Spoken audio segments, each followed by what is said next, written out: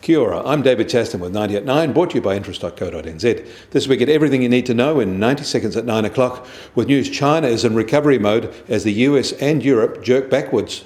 First in the US, last week's level of jobless claims has taken total past 33 million, and there's now 20% of their workforce. The weekly tally came in higher than analysts were expecting. The US is experiencing a wave of company bankruptcies, and the wave is expected to get very much larger. It is also expected to overwhelm the US bankruptcy court system. In China, there was a surprise rise in April exports, but imports tumbled. But that tumble didn't include trade with New Zealand, although it did with Australia. That saw their overall trade surplus swell. They ran a $463 million surplus with the US in the month and a $46 million deficit with New Zealand. Surprisingly, they actually ran only a $17 million trade deficit with Australia, surprising because the March quarter deficit was huge. It means that Australia's vast trade surpluses may be coming to an end. No wonder the Aussie iron ore magnates are grumpy these days. China's services sector is still contracting, however, and compared with most other countries, it is relatively modest though. And the April contraction was less than the prior month and well past the steep February contraction. And China's foreign exchange reserves actually rose in April with a small but unexpected gain. A small fall was expected. More Chinese stimulus is on the way, with various local governments rolling out some huge projects.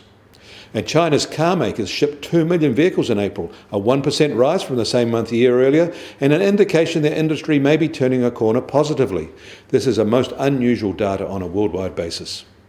In Europe, Airbus said deliveries tumbled 80% to just 14 aircraft in April. And the English Central Bank has warned that it is facing the most severe depression in 300 years, with a massive 30% fall in second quarter GDP compared with the same period in 2019.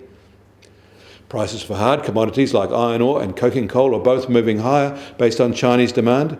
Earlier in the March quarter, shipments of these commodities from Australia to China had delivered a record trade surplus for them of almost $11 billion in the month alone. The US Treasury 10-year yield is falling in trade in New York and is now just over 0.63% and an 8 basis points retreat. Gold is sharply higher today, up $35 to $1,720 an ounce, making back all of yesterday's sharp drop and more. And oil prices are little changed today. In the US, they're currently just on $24 a barrel, which is a marginal firming. International oil prices are just on $30 a barrel. And the Kiwi dollar is a 0.75 cent higher overnight, now at 60.9 US cents on a dipping greenback. On the cross rates, we're unchanged at 93.7 Australian cents, but against the euro, we're half a cent firmer at 56.2 euro cents. The rises mean that the trade-weighted index is now up to 66.8. And Bitcoin is higher again today, up another 6.5% to $9,873, which means it's risen $1,000 in just 6 days.